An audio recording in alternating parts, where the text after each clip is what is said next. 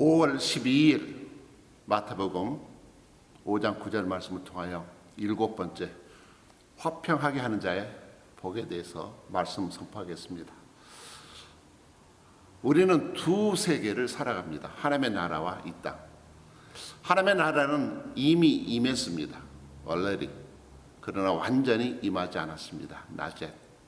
그러니까 그 갈등 속에서 하나님의 진리와 생명이 이미 임했지만 완전히 임하지 않는, 완성되지 않는, 그래서 진리와 불법이 함께 공존하고 있는 우리는 영적 전쟁 환경을 살아갑니다.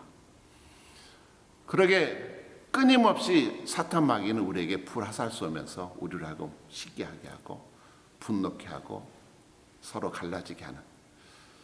그래서 우리는 믿음 생활하면서 중요한 것은 복이란 무엇인가? 특별히 성경적인 복이라고 하는 것은 세상이 말하는 무병장수나 부귀영화가 아니라 성경적인 의미의 blessing, 축복이 무엇인가를 우리가 정의할 필요가 있는데 네 가지로 설명을 드렸습니다. 우리의 전 존재가 그리스도의 보혈로 완전히 변화되는 것이다. 그리고 이 복이라고 하는 것은 내가 만들어내는 것이 아니라 하나님의 은혜의 선물로 주신 것이다. 또 이 팔복은 8가지 단계별로 올라가는 것이 아니라 전체가 하나다. 8개를 다 묶어 놓으면 예수 그리스도가 나온다. 주님의 인격인 것을 말씀해 줍니다. 팔복은 소유한 자가, 천국을 소유한 자가 누리게 되는 현상이고 소유한 자의 증거라고 말씀을 드립니다. 오늘은 7번째 복입니다. 화평하게 하는 자는 복이 있나니 그들이 하나님의 아들이라 일컬음을 받을 것이라. 우리가 화평을 만들어낼 수 있을까요? 우리는 이기적이고 굉장히 탐욕적이기 때문에 우리가 겉으로는 그렇게 화평하게 하는 척하지만 결국은 자기의 속셈이 드러납니다.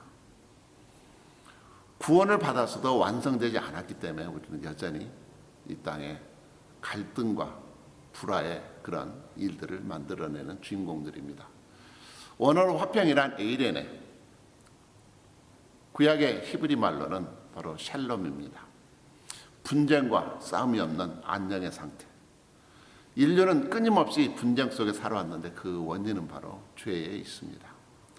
에덴 동산에 아담과 하와 원죄에 빠졌을 때 어떤 결과를 가져왔습니까? 뼈 중에 뼈요, 살 중에 살이라 최고의 사랑의 고백을 했던 아담이 죄를 짓고 나서 그 사랑했던 아내를 향하여 하나님이 나에게 주신 저 사람 때문에 내가 죄를 지었습니다. 결국 죄를, 책임을 넘기는, 책임 전가하는 바로 그런 모습 속에서 끊임없는 갈등이 오늘날에도 역사 속에서 진행되고 있습니다. 인류 역사를 보면 무력을 통해서 어떤 기간 동안 평화가 있었던 적이 있지만 그러나 그것도 잠시일 뿐입니다. 결코 무력을 통한 평화는 오래가지 못합니다. 만약 그랬다면 징기스칸이나 알렉산드라, 나폴레옹 같은 사람들이 하나님의 아들이라 일컬음을 받았어야만 합니다. 예수님은 이 땅에 오셨습니까? 바로 우리에게 화평을 선물로 주시려고 오셨습니다. 그래서 예수님이 임하는 곳마다, 예수님의 참된 제자들이 임하는 곳마다 놀라운 피스메이킹, 화평의 역사가 임하게 됩니다. 예수님이 탄생하시자 창군 천사들이 어떻게 찬양했습니까? 하늘에는 영광이요, 이 땅에는 평화다. 죄로 인해서 하나님과 원수된 결과로 평화를 잃어버렸습니다. 그러나 십자가의 죽으심으로 말미암아 하나님과 화목하게 되고 화해케 되고 그 결과 참된 평화가 이 땅에 이루어지고 우리 안에 하나님이 주시는 놀라운 에이레네, 참된 샬롬이 이루어집니다. 에베소 2장 14절은 십자가의 사역을 이렇게 말씀합니다. 그는 우리의 화평이신지라. 둘로 하나를 만드사 원수된 것, 그 중간에 막힌 닮은 자기 육체로 하시고, 유대인과 이방인, 남자와 여자, 주인과 종 사이의 그 모든 갈등들, 그것은 결국 하나님과 불화했던 죄의 싹스로 이 땅에 임했습니다. 죄인이 예수님을 통해서 하나님과 화해함으로 말미암아 이제는 이 땅에 우리 모든 이웃들과 화해할 수 있습니다. 십자가에 죽음 직전에 제자들에게 부탁하셨습니다. 요한복음 14장 27절 말씀, 평안을 너에게 끼쳐놓으니 곧 나의 평안을 너에게 주노라. 나의 에이레네. 너희는 마음에 근심하지도 말고 두려워하지도 말라. 막상 예수님이 죽자 그들은 두려워서 공포 속에서 다 도망가고 말았습니다. 예수님을 잃어버림으로 화평도 잃어버리고 말았습니다. 그런데 부활하신 주님이 다락방에 숨어있던 제자들에게 나타나셔서 제일 먼저 하셨던 말씀이 무엇일까요? 요한복음 20장 19절 말씀에 너희에게 에이레네 샬롬 평강이 있을지어다. 예수님의 탄생과 함께 이 땅에 평화가 임했고, 예수님이 십자가에 죽으심으로 평화를 잃었다가 예수님이 부활하심으로 말미암아 다시 평화가 임하게 되었고, 예수님이 재림하시게 되면 영원한 평화를 누리게 될 것입니다. 무엇을 말씀해 줍니까? 예수님을 떠나서 절대로 평화가, 화평이, 에이레네가 임할 수 없습니다. 그러기에 예수님을 모시지 않는다, 예수님을 믿지 않는 자는 결코 피스메이커가 될 수가 없습니다. 이 땅의 모든 외교적 평화 협상 결국 다 갈라집니다. 하나님의 자녀라면 그러나 자연적으로 가는 곳곳마다 피스메이커가 됩니다.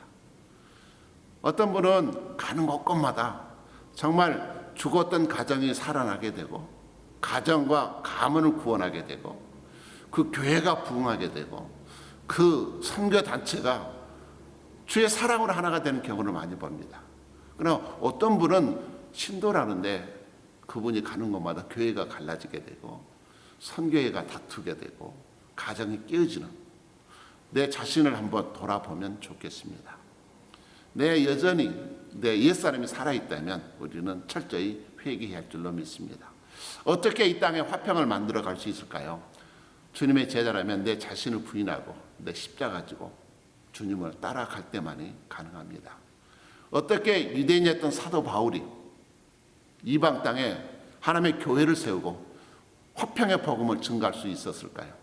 철저하게 십자가 안에서 자기가 옛사람이 죽었기 때문에 가능했습니다. 생명을 바쳤습니다. 하늘에 썩어지는 미랄이 되었습니다. 그러면 그 결과로 영광이 임했을까요? 전혀 그렇지 않습니다. 희생하면 할수록 이방인들에게 오히려 붙들려서 매를 맞고 채찍에 맞고 조롱당하고 투옥되고 결국 참수형까지 당했습니다. 그렇다면 사도 바울의 희생이 헛된 헛수고였나요? 결코 그렇지 않습니다.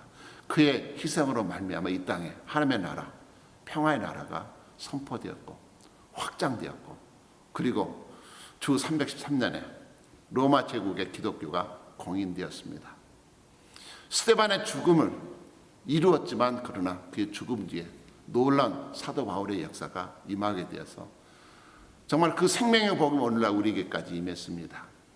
피스메이커는 어떤 축복을 받습니까? 하나님의 아들이라 일컬음을 받는 복을 받게 됩니다.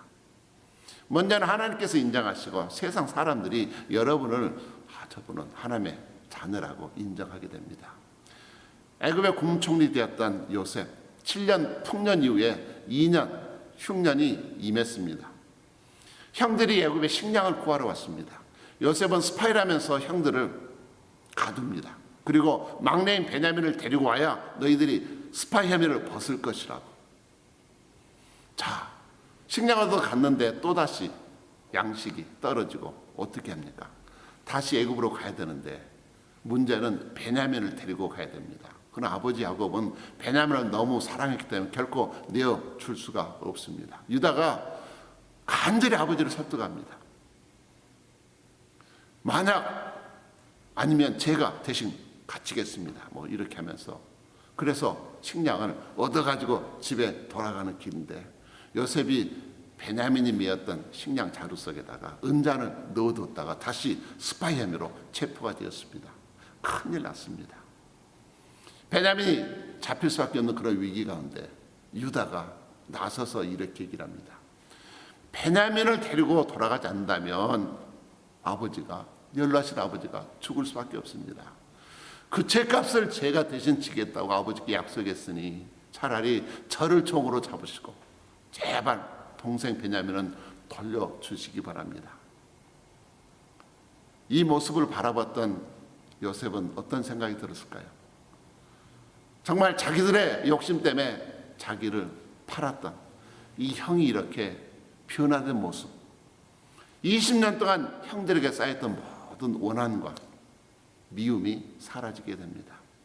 평화를 만들었던 유다로 인해서 증오가 사랑으로 바뀌게 됩니다. 하나님이 유다를 어떻게 축복했습니까? 넷째는 유다를 장자로 삼아주시고 결국 그 유다를 통해서 에이렌의 평화의 사도이신, 평화의 완성이신 예수 그리스도께서 구세주로 이 땅에 오시게 됩니다. 사랑하는 성도 여러분, 우리 이 땅에 살아가면서 많은 억울한 일을, 답답한 일을 많이 당합니다. 그러나 그 뜻 가운데도 하나님의 놀라우신 섭리가 있는 줄로 믿습니다. 예수님처럼 작은 예수로서 그 원한의 미움과 갈등의 현장 속에서 여러분이 피스메이커로 하나님과 죄인들 사이를 연결하는 다리의 역할을 감당하지 않으시겠습니까? 내가 죽으면 우리 가정이 살고 우리 교회가 살 것입니다. 그러면 하나님께서 여러분들을 하나님의 자녀라고, 온 세상 사람들이 여러분을 그렇게 인정하게 되는, 하나님의 아들이라고 인정하는 축복이 임하게 될 것입니다. 존귀한 자로 산다는 것, 얼마나 아름답고 영광스러운 위치가 되겠습니까? 우리는 영혼을 품고 또 우리 삶의 현장에서 피스메이커가 되시는 여러분 되시기를 주의 이름으로 축복합니다. 감사합니다.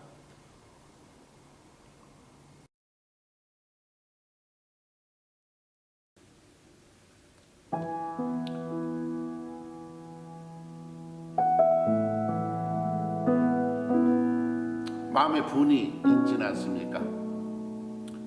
또 나를 배반했던 앞길망 친구 용서하셨습니까? 참된 믿음의 증거는 바로 하나님이 주시는 평강에 있는 줄로 믿습니다. 이 귀한 찬송, 오늘 집을 나서기 전 기도했나요? 찬양으로 하나님 앞에 영광 돌려드립니다.